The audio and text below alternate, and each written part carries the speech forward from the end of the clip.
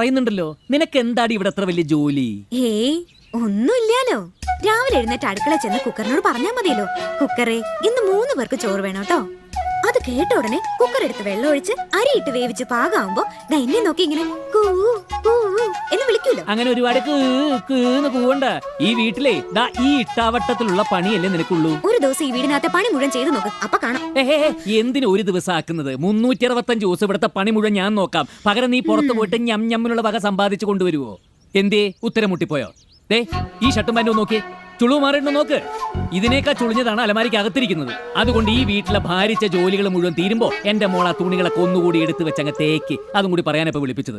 അവളുടെ ഒരു ഭാരിച്ച ജോലി. ആ എന്തായിരുന്നു ഇന്നത്തെ മേളത്തിന്റെ കാരണം? നിനക്ക് ഇറങ്ങാറായില്ലേ? ഓട്ടോ വരാൻ സമയമായിട്ടില്ല. അമ്മേ, ഞാൻ ഒരു കാര്യം ചോദിച്ചു കഴിഞ്ഞാൽ അമ്മ സമ്മതിക്കുവോ? അച്ഛനെ ഞാൻ സമ്മതിപ്പിച്ചോളാം. എന്താ കാര്യം?